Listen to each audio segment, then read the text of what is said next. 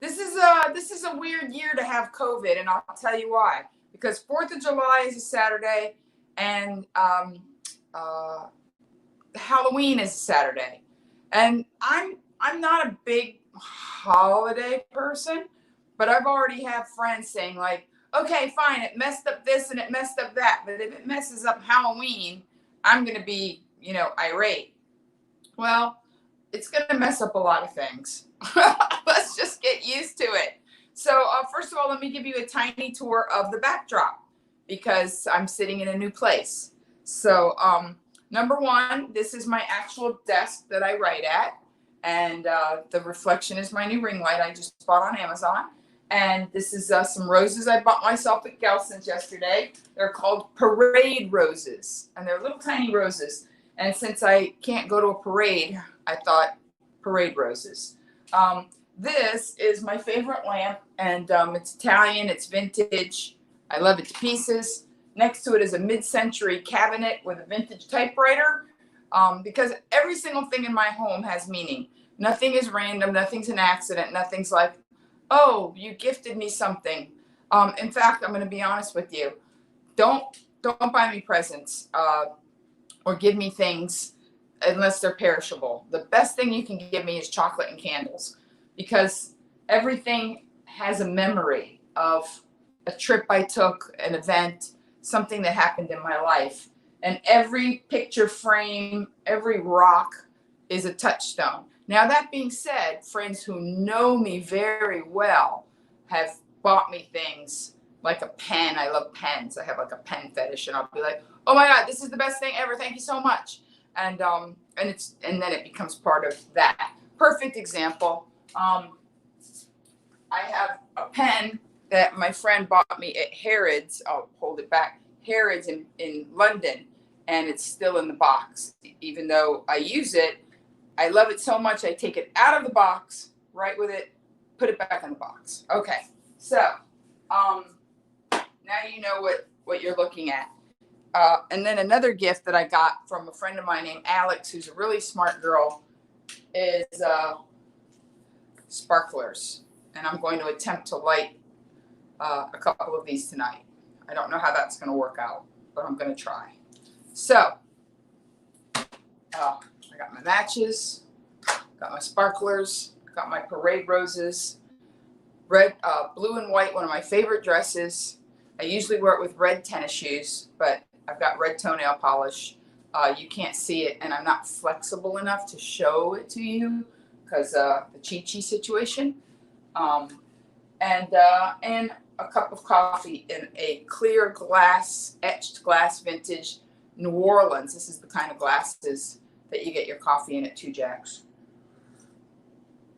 So I could start singing These Are a Few of My Favorite Things. Oh, you can't stick around tonight? That's okay. Watch it tomorrow. So, let's start with 4th of July. Now, there's a lot going on in the world. It's goofy and getting goofier, and especially in our specific world as Americans. I want to use the word goofy because I just don't want to put any weight on it. So I want to talk to you about 4th of July's and me. And then maybe you can start thinking about 4th of July's and you and what they mean to you. So first of all, as a child, growing up in Miami, Florida, with Latino grandparents and first-generation parents. In fact, not first-generation. My father wasn't born here. My mother was born in New York, which is as good as a foreign country. And I was born in Miami, the capital of Cuba. I don't really remember 4th of July being a big deal in our family. Maybe it was. Maybe we went to the beach. Maybe we did something. But I don't remember it being like, it's the 4th of July. Because Latino families tend to get together a lot on the weekends and have, pig roasts and barbecues. So little girl Monique doesn't remember a 4th of July that was like, this is the 4th of July, until the summer of 1971, the summer of 71. And I remember the summer of 71 because it was the first time I was around super not Miami people. My mother has a cousin named Linda, and she's very American. She has freckles. It's because my aunt, my mother's mother, Pura Valdez, had a sister, Antonia, and my aunt Tony, Titi Toña in Spanish, had a daughter.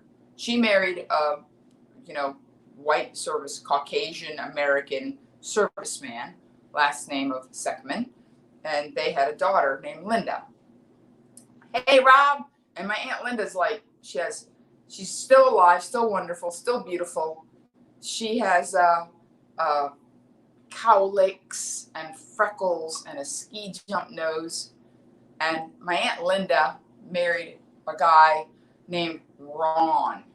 So my Aunt Linda and my cousin Ron and my cousins Shelly, Stephen, and Jonna were all in Delaware, Wilmington, Delaware, on a street called Burnhaven Lane. And at the end of Burnhaven Lane in Wilmington, Delaware, was a dairy farm, an actual farm, like with a barn with doors like the Fisher Price. My brother had a Fisher Price barn, and it would go every time you opened it. And this barn at the end of Burnhaven Lane looked just like my brother's Fisher Price toy, with like a silo and a tractor and cows. And a little girl from Miami, Florida had never seen anything like that, for sure. I was 8 years old that summer, and I spent half the summer on my cousin Shelly's bike, either riding the bike around the neighborhood or riding it to the end of the street and staring at cows, because I'd never seen anything like that. So in this idyllic, extremely American, there was a neighborhood, like one of their neighbors was named Jimmy Callahan. That was his real name. I had a crush on Jimmy Callahan. He had a big cowlick right here and blue eyes. Very blue. Like my mom has crystal blue eyes. Jimmy had like cornflower blue and a cowlick right here. And me and my cousin Shelly both liked him, but we weren't competitive. We liked him at the same time and talked about that we liked him. And the funny thing is that I'm telling you this story, and 3 of the people in the story aren't even with us any longer. So there you have it.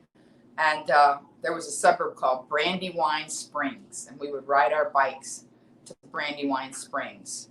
And that summer that I was 8 years old was the summer that I learned about, America, not Miami, not the beaches, not people speaking Spanish, like cows and riding your bike and catching lightning bugs in a jar.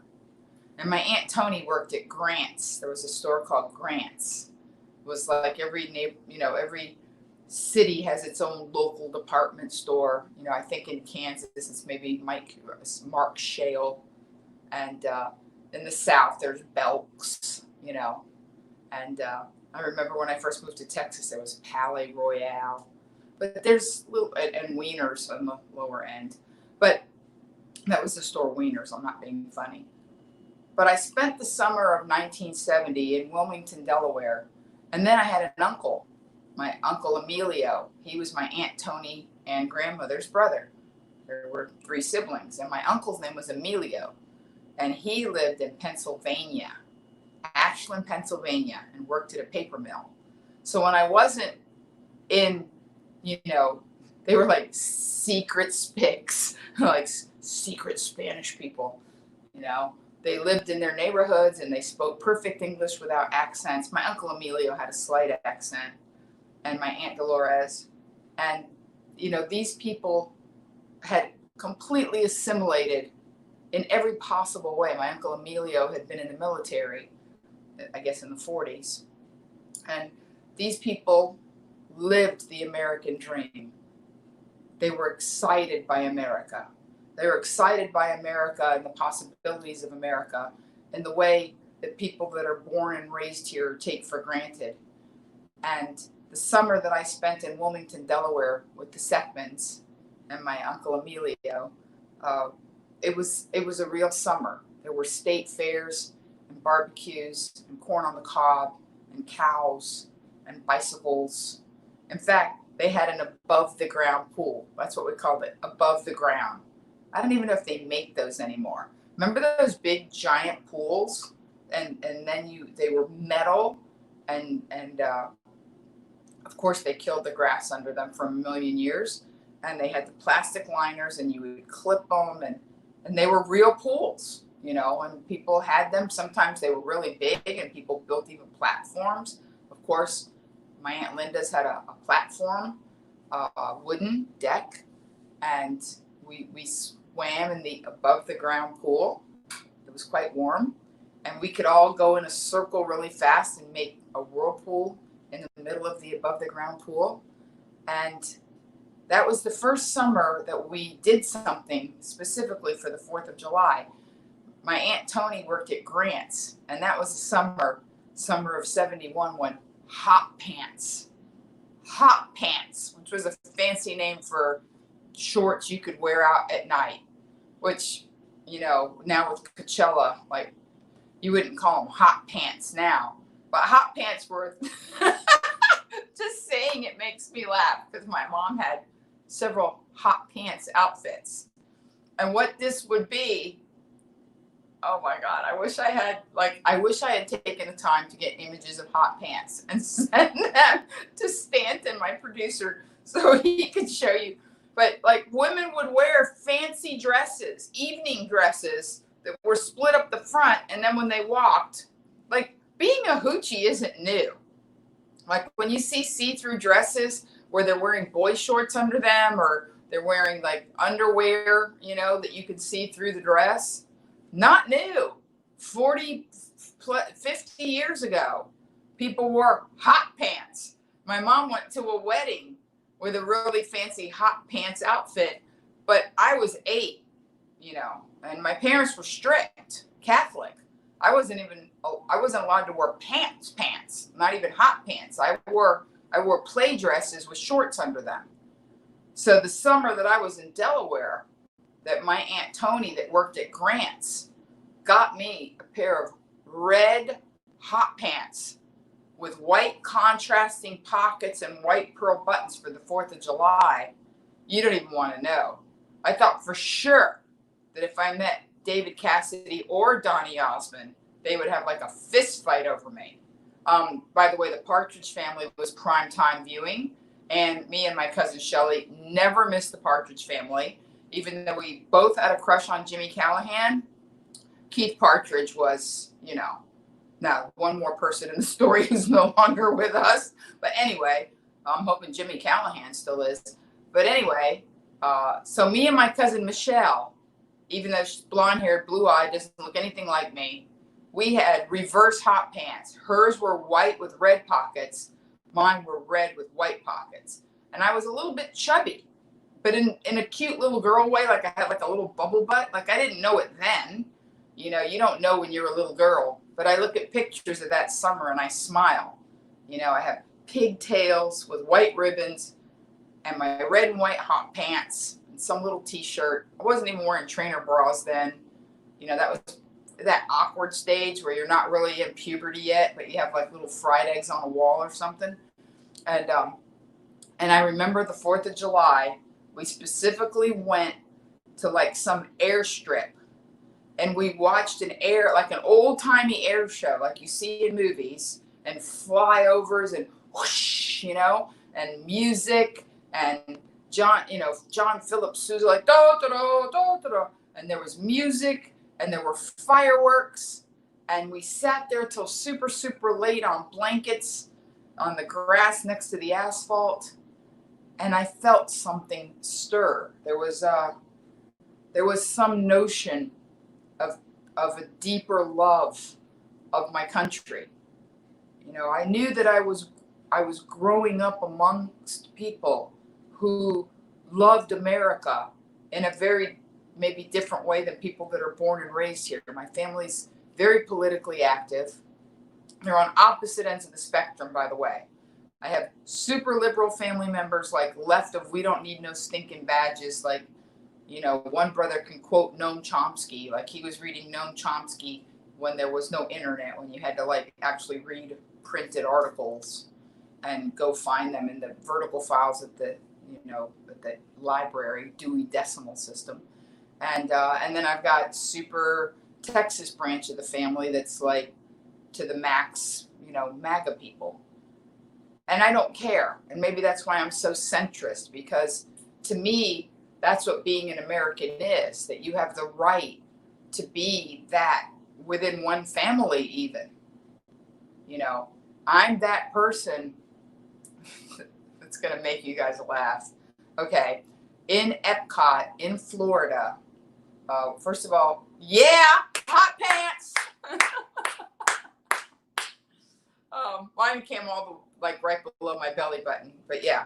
So, yeah, baby. So in Florida, if you go to Disney, which may open in July, if you go to Disney, they have in, what we call the Magic Kingdom in Florida, because here you have Disneyland and then you have California Adventure.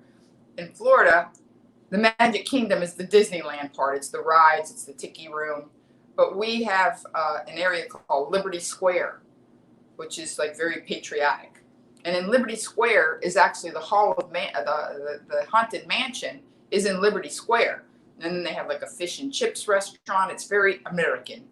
And then in that Liberty Square in Disney is the Hall of Presidents. And in the Hall of Presidents, you have the presidents all stand up, the automatons, and they stand up. I haven't seen Obama or Trump. I haven't been to Disney World since Bush. I mean, in the Hall of Presidents, I've been, but I was, in and out.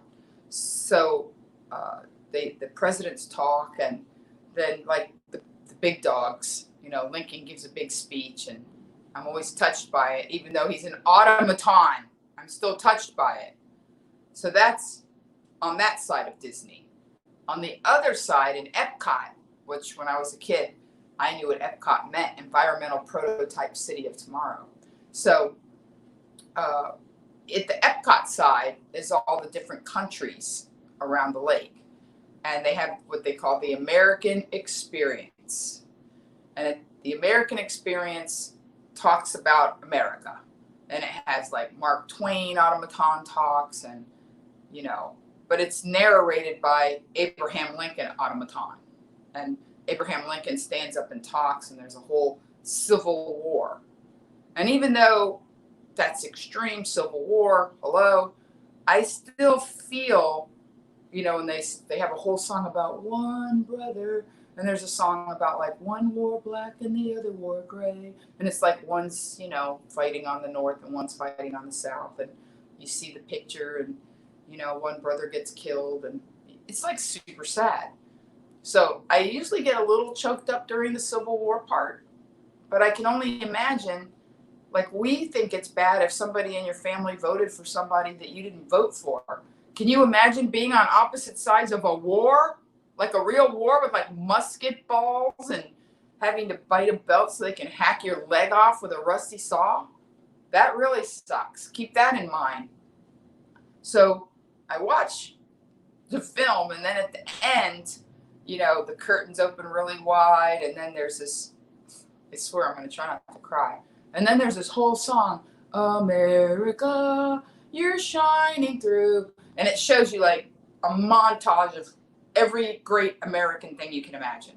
Like Challenger, it shows Krista McAuliffe walking onto the Challenger before it exploded. It shows up the Apollos. It's like Muhammad Ali, Marilyn Monroe. It's this montage. I have never, in over 30 years, sat through the American Experience that I don't cry. Ever. Not one time. Just thinking about it makes me cry. And I feel like, when did we stop being those people?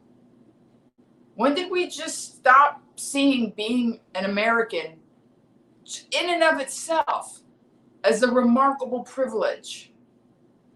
Like, I got into a little bit of a kerfuffle. And I'm not social media kerfuffle person. Anybody who knows me knows I'm anti-kerfuffle. I avoid the kerfuffle. But someone I love very much was bagging on Kentucky, because of the fact that they were having issues with their polling places and there were less of them and they were hard to get to and blah, blah, blah. Well, as a road comic, the first gig I ever did was in Louisville, Kentucky on Bardstown Road. It was called the Comedy Caravan. And I did that in April of 1993. And I have a 27-year history. In fact, my second husband was from Louisville, and I met him at a gig. Am I proud of that? I don't know. I mean, where do entertainers meet people? Okay. And we're still friends. And his mom and I are in close contact. I love her to pieces. But that being said, I spent an enormous amount of time in Louisville. And it's a wonderful city. And it's a wonderful state. And they're good people. And I basically posted, I don't know who the governor is. I don't know who's Republican or Democrat in Kentucky. I know that I spent time in Kentucky. And I knew I was potentially starting a kerfuffle when I said, people from Kentucky are just like anybody else. They're loving and smart and funny. And I met so many of them. And I put something very nice. And then my friend said, yes, with less polling places. And I said, well, sometimes you got to do what you got to do. You got to drive farther, wait longer. And as an American, and I'm potentially entering kerfuffleville right now. How nice is it if, because of COVID, we could completely vote by mail? Maybe COVID is an accelerant that's making things happen. People are working from home, and we know that the world has changed, never to go back. I mean, hello, I'm here and not at KFI. And I'm seeing all of you at 3:30 every day on Facebook, because right now that's how I keep our relationship going, in lieu of the fact that we can't go to the comedy clubs and you can't see me anywhere. And I'm not going to meet thousands of you on cruise ships or tens of thousands of you on cruise ships or in comedy clubs. So, being a good American is not always convenient. Like, I love this country, and it's lovely when you can just go to the elementary school a few blocks from your house and vote.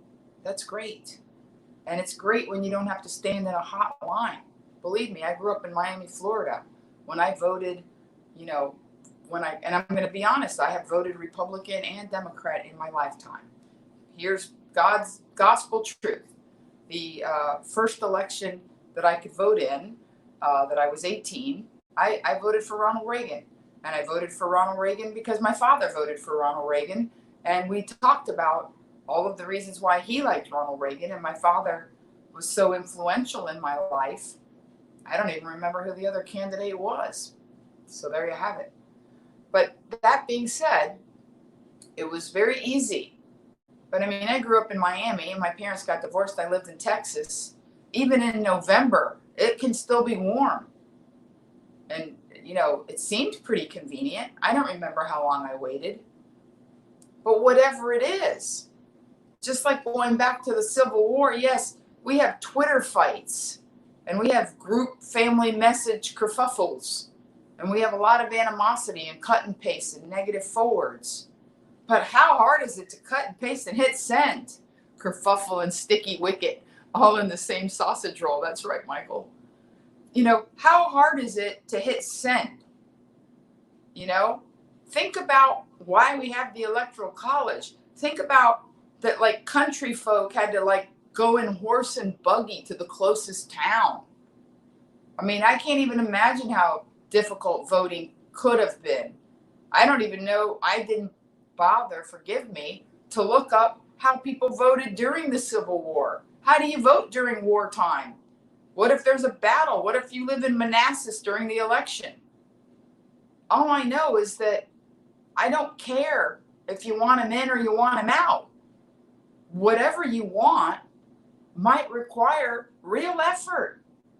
As much as, and I'm joking, and again, I know I'm doing some serious tap dancing in kerfuffleville, but as much as the Bernie bros wanted Bernie to win, You can't just want him to win on Facebook. You know, at some point you got to put on your skinny jeans and wax your crazy mustache and aggro beard and, you know, put down your Jamba Juice and ride your Vespa to the polling place. At some point, real action that can be remarkably inconvenient has to happen in order for you to exercise your right as an American, that you're free to exercise. And that's all I was trying to say in my Twitter situation. And what ended up happening was that the person who I love very much knew she wasn't going to get the best of me just by saying less polling places. So what? Duh. And B, a lot of my fans from Kentucky thanked me for sticking up for Kentucky and not just kind of leaving it on the table, but it's a back-ass word state, and there's a reason why the state abbreviation is KY, because Kentucky's actually a very nice place. So that was the first 4th of July with my family, who were 100% Latinos, who had assimilated, who had married Anglos, who were living in towns like Ashland, Pennsylvania. And I remember going to a museum and seeing my first Grandma Moses painting. I remember the first time I saw American Gothic. And, you know, we went into New York for the day and visited my Uncle Frank, who was a New York City policeman. And his son, my cousin Michael, was a first responder on 9/11. So, you know, I love this country, and I'm not political, but I am patriotic, and they're not the same thing. So that's my first 4th of July as, you know, really understanding 4th of July. I was 8, and as an aside, you know, talking about catching lightning bugs in a bottle in my hot pants, it was the first time I had ever gone camping. Like, Latino people don't camp, like real Latinos. Nobody camps in Florida. I mean, that I know. There's alligators and snakes and mosquitoes. But anyway, my Uncle Ron surprised us by buying a camper, like the kind that you tow behind your car. And it had like a table that you could push down that turned into a bed. And then it had like this other little nook over the top that was actually like a little bunk where my cousin Jonna could sleep. And it had one toilet, you know, it was a camper. Like, I'd never seen a camper. And they pulled it with their station wagon. They had a station wagon. Of course they did. I don't recall if it had wood on the side. But when Uncle Ron pulled up with the camper to surprise us, I don't know if it was like an anniversary gift for my Aunt Linda or something, everybody lost their minds. We went bananas. And of course we had to go on a camping trip. So it's illegal to ride in a camper while it's being pulled. So we all had to cram in the station wagon. I'm going to take a sip of my coffee. We all had to cram in the station wagon. So it's my Uncle Ron, my Aunt Linda, my cousin Michelle, my cousin Stephen, my cousin Jonna, and myself. There were 7 of us in a station wagon. And we drove from Wilmington, Delaware north. And we went around Massachusetts. So if 4th of July wasn't already like, what? We went to Plymouth, Massachusetts. I actually saw Plymouth Rock. It's a rock. I don't know if it's the real rock they stepped on, but it's a rock with like a cage, or at least in the 70s, it had like a cage around it so you couldn't touch it, and it had like a date stamped on it. So I saw real Plymouth Rock. And my friend just said, don't forget El Cucuy, meaning like in Florida we wouldn't go camping because El Cucuy. Forget El Cucuy. We have skunk ape, which is the Florida version of Yeti or Sasquatch, supposedly. There's a man ape called skunk ape in the Everglades. We saw Plymouth Rock. We went to Old Sturbridge Village. There was like a place sort of like Williamsburg, but smaller, called Sturbridge Village. And people like churn butter and wear costumes, and you learn about American history. I was very excited to see Sturbridge. And we saw real Amish people on the road and bought mint jelly. It was a great summer. It was a very American summer. And, I don't know what's the matter with me. I might be slightly over caffeinated, or maybe the memories are making me really happy. But in the summer of 71 was Paul Revere and the Raiders' last big hit. And it was sort of counterculture. And, it was sort of this, and I thought of it over this whole Mount Rushmore thing. And it was called, I forget the song, but it was like about Cherokee people. Da-da-da-da-da. It was this really sad song about, and all the beads they made by hand are nowadays made in Japan. It was like a whole thing about, the Cherokee Nation and our disrespect of Native Americans. That was 50 years ago. And then one of the stories that popped up today was that Dan Snyder, or yesterday, is seriously considering changing the name of the Washington Redskins. I'm like, oh, you think? And it actually reminded me, oh, what a nice thing to say. And so, yeah, I remember hearing that song. Da da da da da. Cheer. It was a good song. And also the last song by the Doors, because I think Jim Morrison died right around there. He might have even died that summer. And then there was a great song by the Allman Brothers called Midnight Rider. And you're not gonna let them catch me, no. And I know because we were in the car for hours and hours and hours in the station wagon. And my Uncle Ron was cool. He let us take turns playing. Everybody got to play their music. So we got to hear pop and rock. And that's why I remember all the songs of that summer. And there was actually a controversial song that Richard Nixon banned. So none of this is new. None of it. There was a song called by Freda Payne. And it was an anti-war song about the Vietnam War. And the chorus, the song was called Bring 'Em Back Alive, Bring the Boys Home. And the chorus was, why don't you turn the ships around?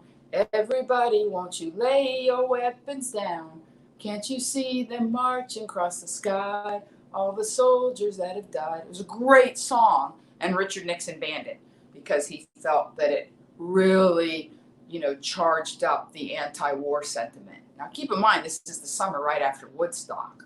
So I laugh when young people think that dissent and anti and movements, and I laugh. I'm like, hello, women's lib, bras being burned, Woodstock, anti-Vietnam, 1968 Democratic Convention. Get a grip on yourselves. None of this is new. I feel almost like it's like biblical, and that for everything there is a season. There's nothing new. Turn. Right? Even the Yardbirds had a song out of Ecclesiastes that was a big hit when I was a little girl. To everything turn, turn, turn. You don't know how many hippies don't even know. It's biblical. It's from Ecclesiastes. There is a season. There's nothing new under the heavens. So, more 4th of July stories. Somebody's telling me to put up a playlist. But that's how I think in terms of music. I remember summers and events and moments by what was playing on the radio or how I felt. And actually, the reason why the summer of 1970 was very tumultuous was because my parents were really struggling in their marriage. And because I was so sensitive and intelligent, I think they actually just shipped me off to my cousins in Delaware so they could figure out what was going to happen, because 1970-71 was a complete cluster F. But today's not the day for that. Today's the day to discuss the 4th of July in America. Oh, you like that? Turn, turn, turn. Yay. Thank you for posting the things you like. So, yeah, I remember that. Oh, and then one more song I have to share with you. There were a few. How Do You Mend a Broken Heart by the Bee Gees was very big that summer. I can think of younger days when living for my life was everything a man. It was the first time I realized the Bee Gees didn't sing like other people, but it was still a great song. How can da tomorrow? That's a great song, How Do You Mend a Broken Heart?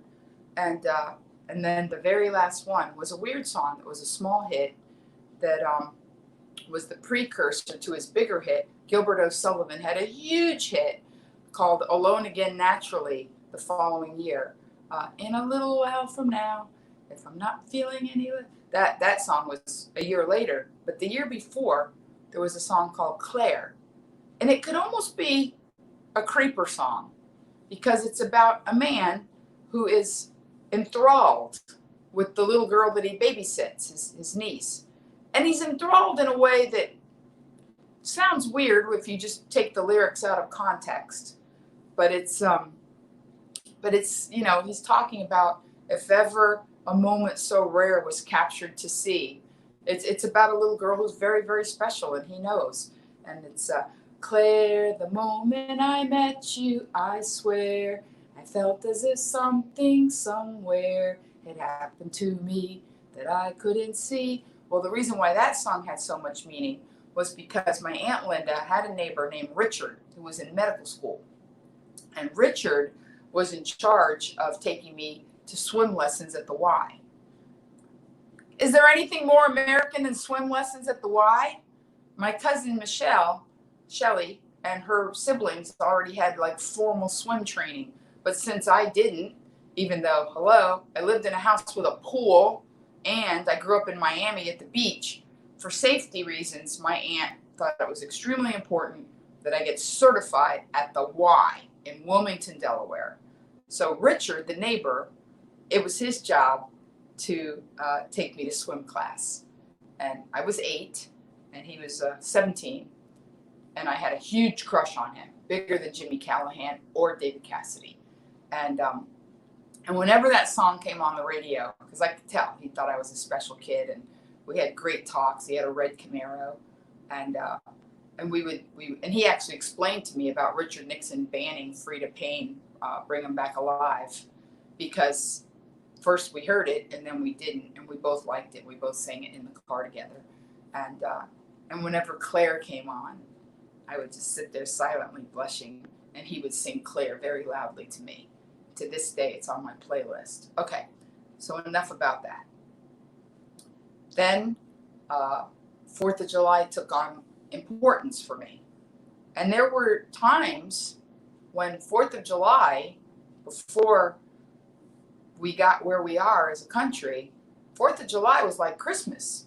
Like nothing was open. Malls weren't open. I'm not aware of Walmart. I was too young to know about Walmart. But nothing was open. And even like Kentucky Fried Chicken was only open like a half a day so that you could get your chicken if you needed it for whatever you were doing on the 4th of July. I'm just saying it, I don't care. I don't like that things are open all the time. It makes things less special. I don't want stores open on Christmas. I don't.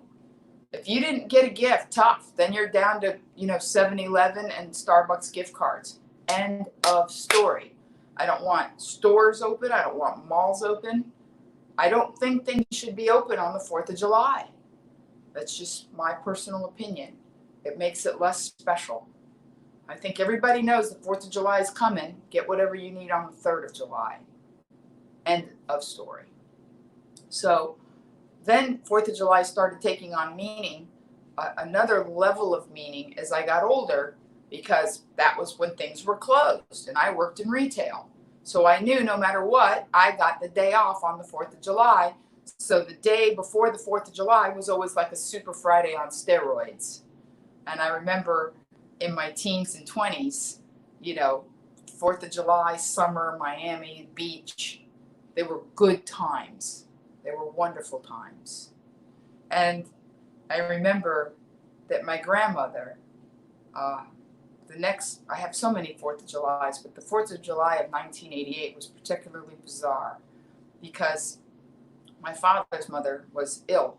My father was out of the country, and, he was in Mexico with his Mexican wife.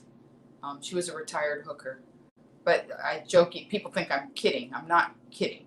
I jokingly say she's the Brett Favre of Coochie because she didn't stay retired. She came out during my dad's marriage to her and had one more winning season, which I think hastened his demise. But the point is that my father was in Mexico, 4th of July, 1988. And I know this because I was 25 years old and I had an office job, and the 4th of July was a Monday.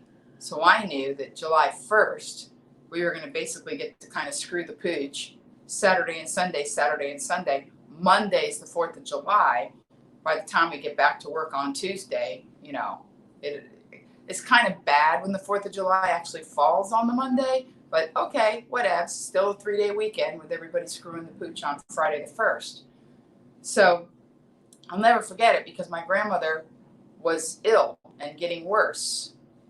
And I'm going to tell you a joke first, a silly joke. And here's the joke. It's a summertime joke about travel.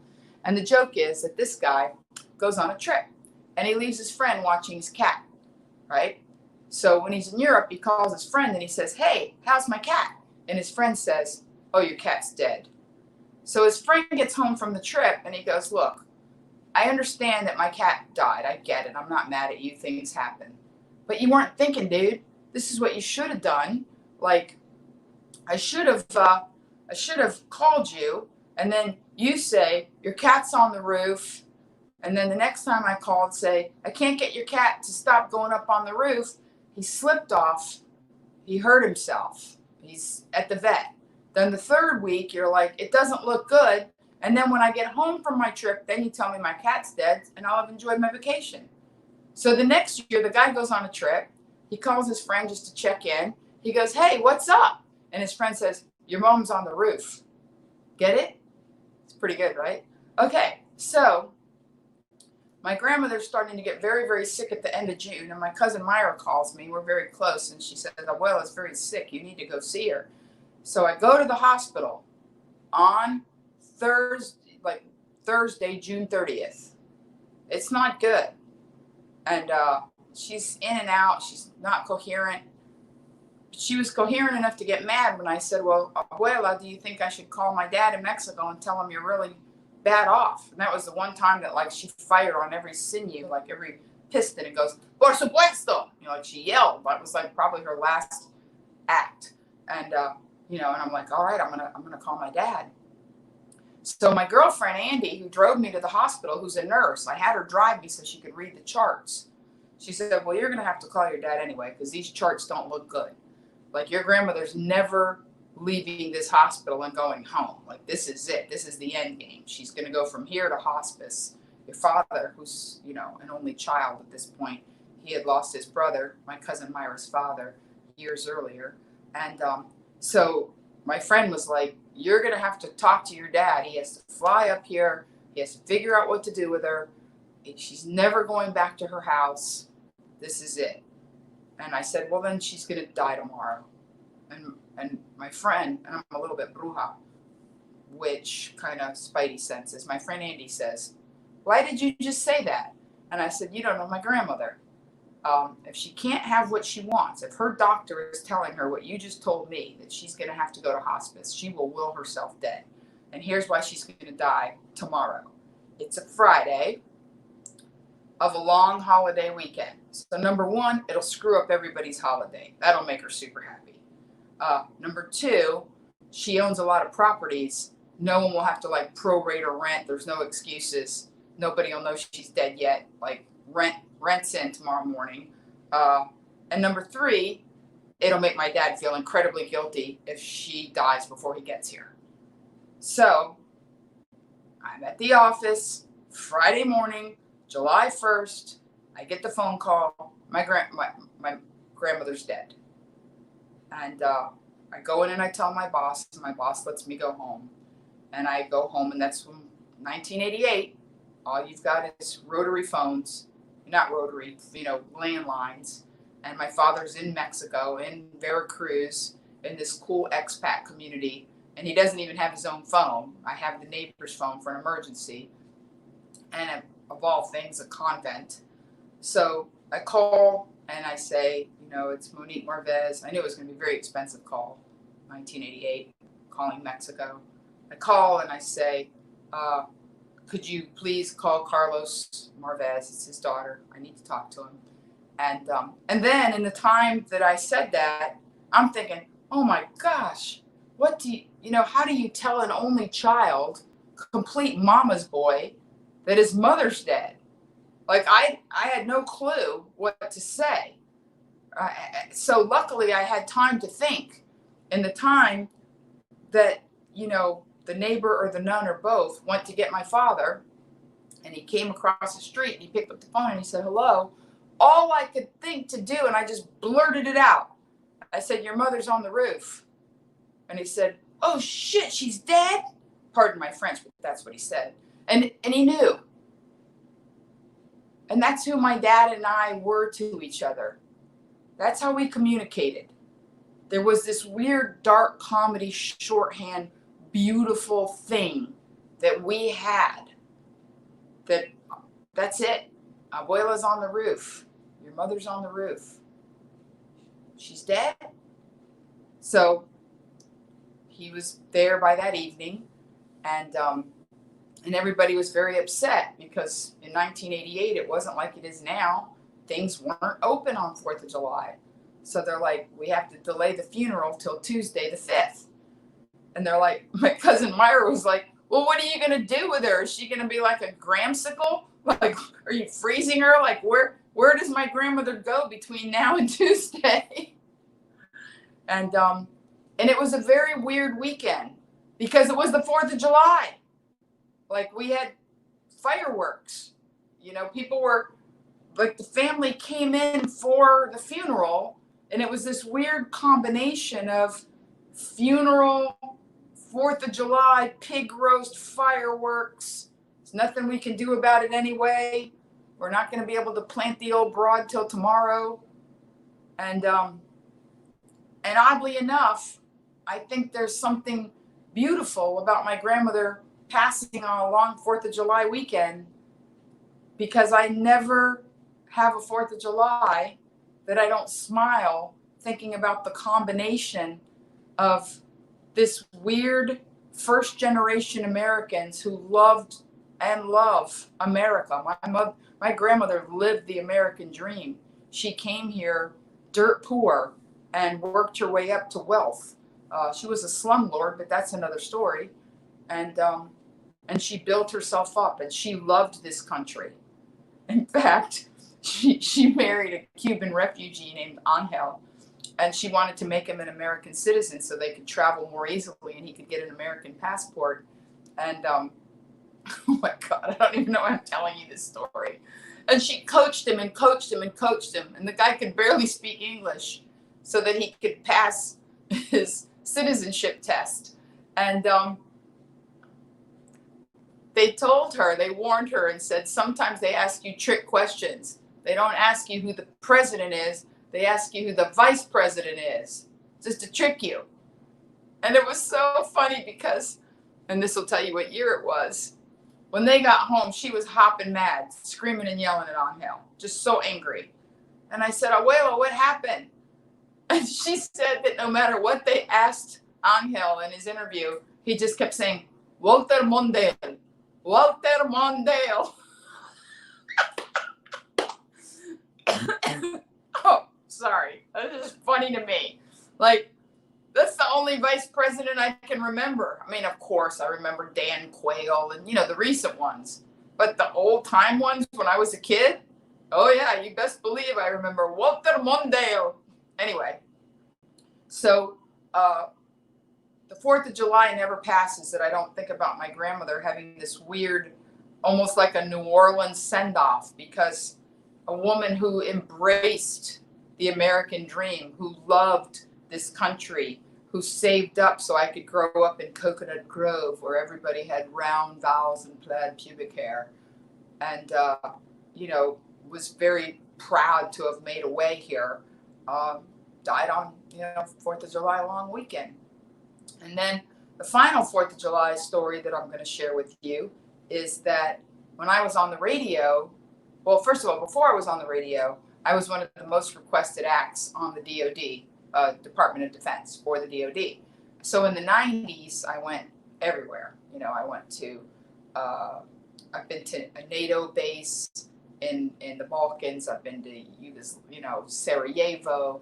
I've been to Japan many, many times. I've been to Okinawa, separate from Japan. It's a separate little island, but I've been to mainland Japan many, many times. Okinawa once. I've been to South Korea many times. And I've been to Italy, Sigonella Base. I've been a lot of places. Honolulu, Hickam for the military. And I'm very proud of that. And in the summer of 2004, I was requested to go to Iraq during wartime. 4th of July of 2004, I was actually in Iraq. And I went all over, and that's a long, weird story that took place in 112 degrees. And I actually performed in a cafeteria in Mosul that blew up 3 weeks after I was there. And I just remember that whatever I'm the kind of person that has to see things with my own two eyes. And whatever my feelings were about the war, about George Bush, about whatever, it's irrelevant. Most of you know I'm a private person. I'm not about institutions or groups, which is maybe why I'm not political. I'm about the power of the individual to think and decide. And I was there for the soldiers. End of story. And that's why I went. I flew into Kuwait, and I'll never forget it because I flew into Kuwait, and there was a Starbucks in the airport. I was pretty excited about that. But they had warned us, like, don't wander off, don't talk to anybody, because you fly commercial to Kuwait, and then you get a military transport to go what they call in country. And so when I got on the military transport, and you're sitting in it's not comfortable, like a net. They gave me you get what they call a pot, which is, a hat to protect you, a helmet, and you get a flak jacket. It weighs 27 pounds. That's heavy. And it's expensive, so you can't lose it or you have to pay for it. Very expensive.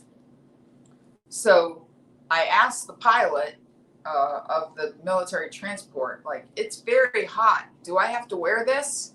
And he's like, well, only for takeoff and landing, which unfortunately is the hottest part. Obviously, in an airplane with no lining, by the time you get way up, it's actually cold, even if you're flying over Iraq.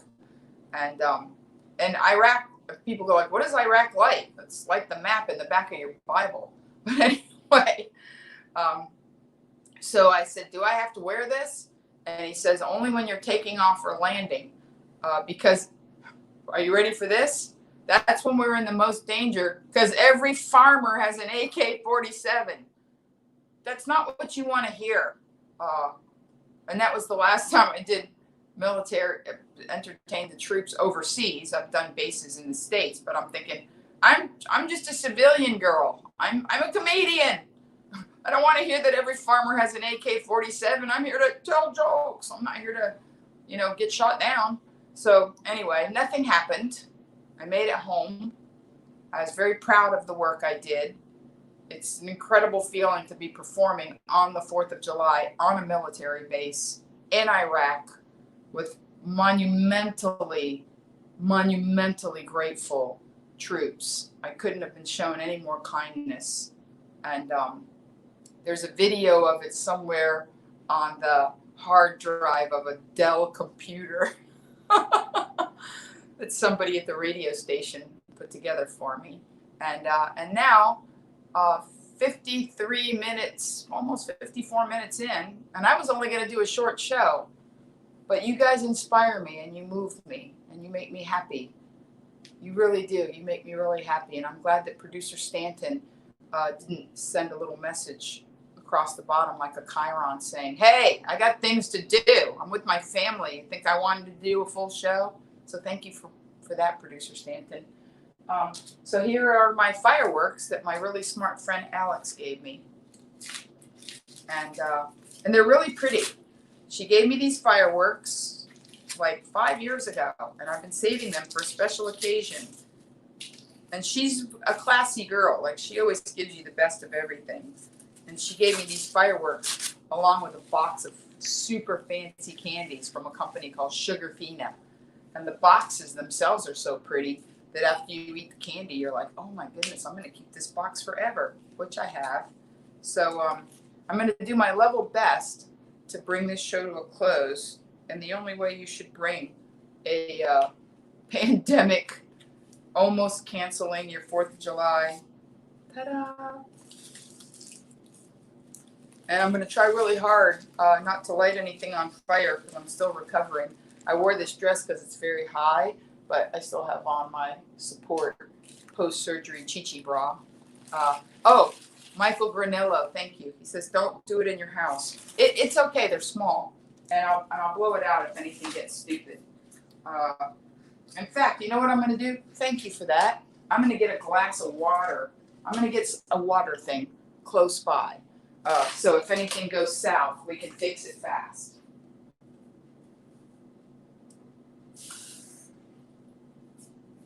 Okay, water to dip sparkler in if something goes south.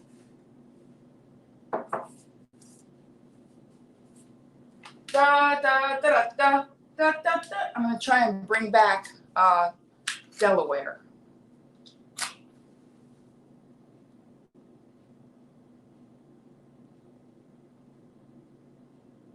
All right, guys. They might be duds. They've been sitting in my house for years. All right, well, I'm not giving up. One more match. If it doesn't happen, it wasn't meant to be, and we're all safer because of it.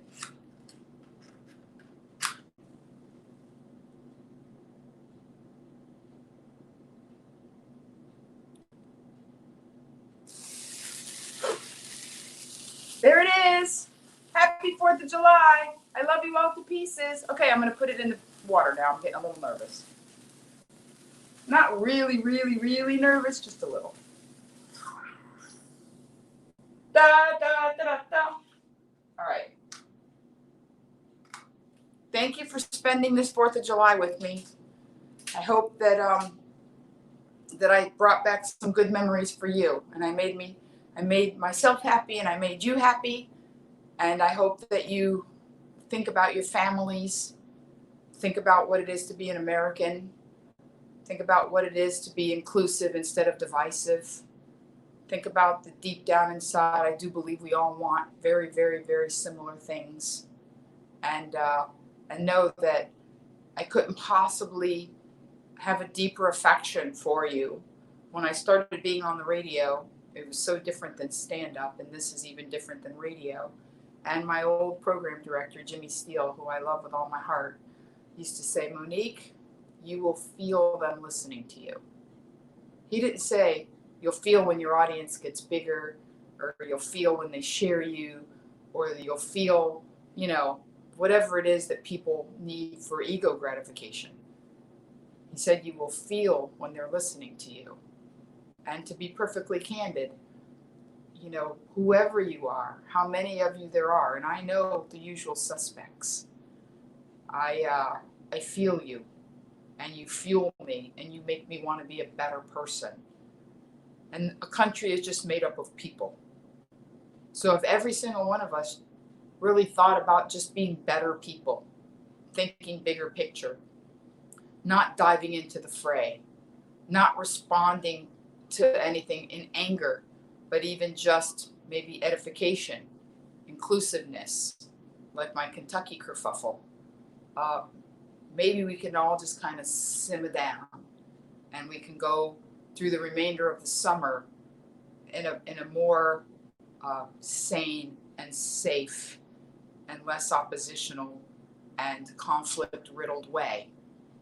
It's just a possibility. It's a maybe. Could we? So I'm going to end this broadcast the way I've ended every broadcast since the early 2000s, with a very full heart and my usual: love hard, forgive harder, and get as happy as you can, as fast as you can. Thank you, guys. See you next Saturday.